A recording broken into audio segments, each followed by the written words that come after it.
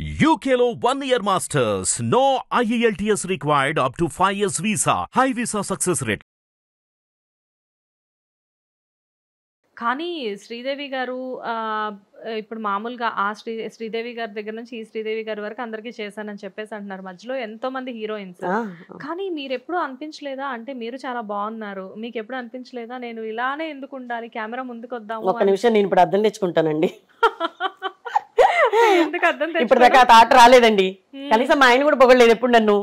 నేను చెప్తున్నాను కదా, మీకు మనకి మనం ఎప్పుడైనా కానీ అందంగానే కనిపిస్తాం అద్దంలో చూసుకున్నప్పుడు.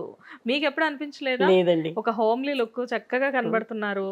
ఇప్పుడు మీరు ఆల్రెడీ 2 పిల్లలు, మనవాళ్ళు మనవరాళ్ళు ఉన్నా కానీ యంగ్ గా ఉన్నారంటే అప్పుడు ఇంకా ఎంత అందంగా ఉండండి. మా పిల్లలకి తొందరగా మ్యారేజెస్ చేసేసానండి. మా పాపకి 18, అట్లా మా పిల్లలకి తొందరగా మ్యారేజెస్ అయిపోయినాయి. నాకు 37 years కి అల్లుడు వచ్చాడు. అలా అందుకని మేము యంగ్ ఉన్నా, వాళ్ళు కూడా యంగ్ ఉన్నారు, హ్యాపీ అన్నమాట. మీరు చాలా తొందరపడ్డారు. అవును. మరి మీ పెళ్ళి ఎప్పుడైంది, ఎన్ని ఇయర్స్ అయింది? నాకు 17 కి మ్యారేజ్ అయిందండి. 16 ఎండింగ్ లో మ్యారేజ్ అయింది, 17 ఎండింగ్ లో మా బాబు, 19 కి పాప.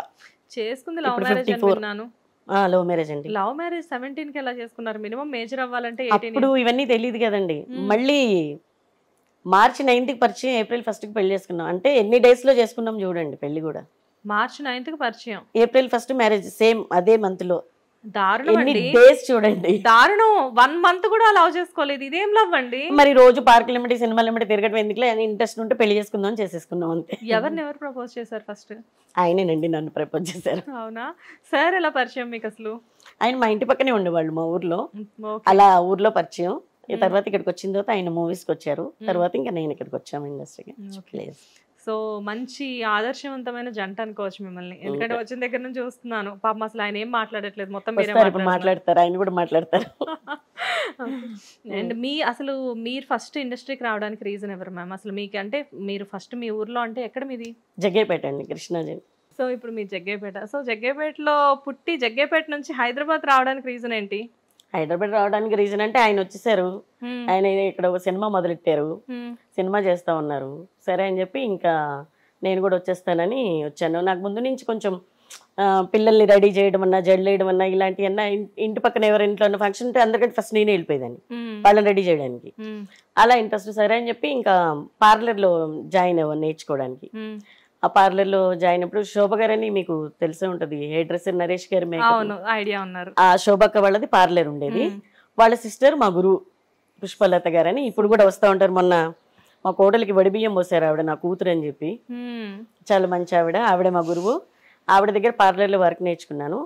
దాని తర్వాత ఒక రోజు పీటీవీ స్టూడియో అని ఉండేది ప్రభు గారిది, నారాయణగూడలో.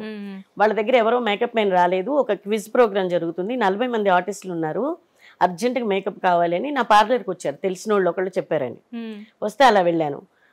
శృతి, అశోక్ రావు గారు, అచ్యుత్, హేమ, వీళ్ళందరూ ఉన్నారు ఆ రోజు. వాళ్ళందరికీ మేకప్ చేసేది ఒకే రోజు నాకు అదృష్టంలాగా దొరికింది. మేకప్ చేసి తర్వాత అప్పుడు ఫోన్స్ అంతా లేవు, మాకు ల్యాండ్ లైన్ కూడా లేదు, మాకు పక్కన పీపీ ఫోన్ ఉండేది. వాళ్ళ నెంబర్ అడిగారు, నెంబర్ ఇచ్చాను. వస్తూ ఒక 500 రూపీస్ వాళ్ళు కవర్ ఇచ్చారు. ఒకటి కవర్ ఇస్తే ఆటో ఎక్కి ముందు ఫస్ట్ చేసిన కవర్ చింపి ఎంత ఇచ్చారని చూసాను. అమ్మో 500 అంటే మాటల అబ్బాయి, ఇలా నెలకు 2-3 దొరికితే ఎంత బాగుండని ఆలోచిస్తూ వెళ్ళా. అసలు ఒక 3 రోజులు అదే ఉండిపోయింది మైండ్లో. 500 రూపీస్ ఒక రోజు, అసలు ఒక 6-7 hours వర్క్ చేస్తే 500 రూపీస్ అంటే మరి 35 years బ్యాక్ చాలా గ్రేట్.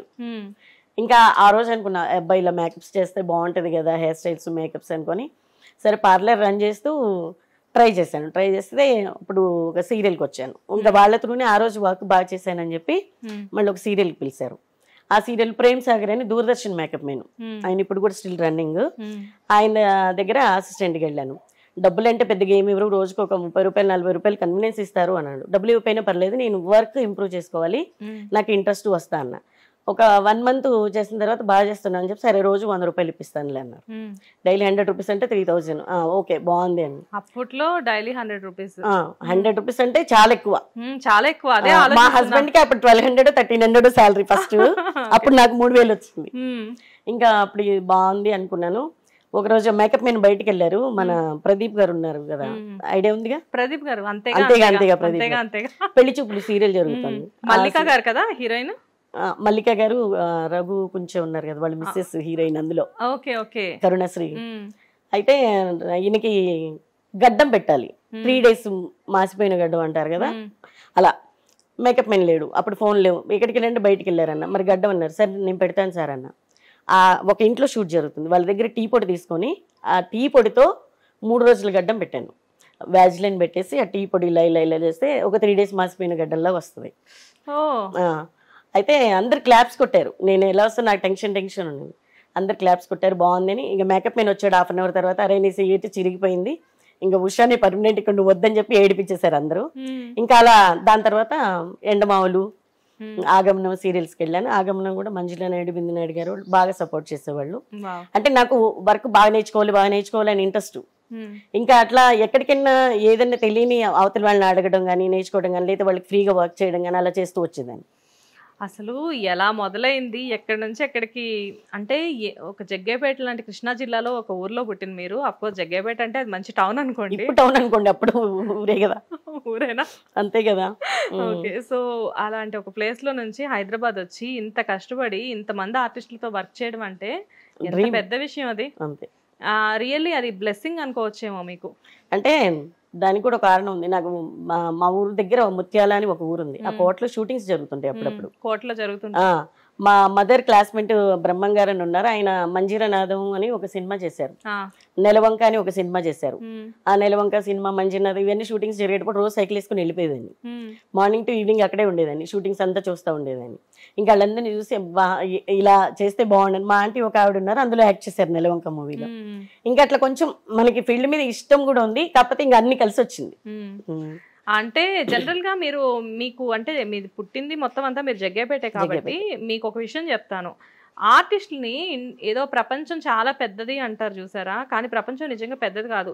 నేను ఈ మధ్య కాలంలో చాలా మంది ఆర్టిస్టులతో ఇంటర్వ్యూస్ చేసేటప్పుడు ముత్యాల, జగ్గేపేట, దొండపాడు, పెనగంచిప్రోలు, మేళ చెరువు, కోదాడ ఆర్టిస్టులు మొత్తం అక్కడ కాంతారావు గారు. అదే కదా, ఆయన అప్పట్లోనే గుర్రం మీద తిరిగేవాళ్ళంట. వాళ్ళ మిస్సెస్ మా అమ్మమ్మ ఫ్రెండ్స్. ఇక్కడ ఇంకొక షాకింగ్ న్యూస్ ఏంటి అంటే, మా అమ్మ కూడా మీకు ఎలా తెలుసు చెప్పండి? మీ అమ్మగారు అప్సరా థియేటర్ ఉంది, అది మా పాప వాళ్ళ మామగారు వాళ్ళదనమాట. అందులో పార్ట్నర్స్ అనమాట గుమ్మడి వెంకటేశ్వరరావు గారు, మీ తాతగారు. మా తాతగారు. మీ అమ్మగారు బాగా తెలుసు నాకు, కుమారి.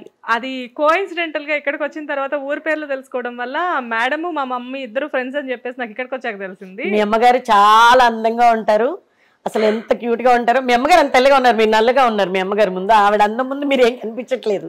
మా కెమెరామెన్స్ అందరూ ఏదో నేను తెల్లగా ఉన్నానని చెప్తారు, నాకు ఇవాళే తెలిసింది నేను తెల్లగా లేనట్టు. మీ అమ్మగారి ముందు మీరు కలర్ లేనట్టే కదా. అంతే.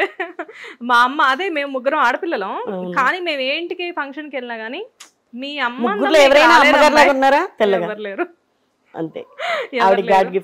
అంటే ఎవరైనా పెద్దవాళ్ళు ఫస్ట్ వెళ్ళగానే ఫస్ట్ మా అమ్మ ఫ్రెండ్స్ కానివ్వండి, మా అమ్మ ఫ్రెండ్స్ కానివ్వండి, ఫస్ట్ ఏంటమ్మాయి నువ్వు వాళ్ళ అమ్మాయివా, ఏమైనా మీ అమ్మందో నీకు రాలేదమ్మా అని చెప్పేసి అంటారు. ఇదే డైలాగ్ ని నేను హైదరాబాద్ వచ్చి 37-40 years అవుతుంది. 40 years బ్యాక్ చూసి కూడా నాకు ఇంకా పేరు గుర్తుంది, మీ అమ్మగారు గుర్తున్నారంటే మరి తెలుసు కదా. చాలా, అసలు నాకు చాలా హ్యాపీగా అనిపించింది. మా అమ్మ పేరుతో సహా మీరు వెంటనే చెప్పేసరికి అబ్బా అసలు అని చెప్పి నేను షాక్ అయిపోయాను. మీరు కూడా షాక్ అయ్యారు కదా, నేను ఆవిడ కూర్చున్నాను చెప్పి తెలిసాక.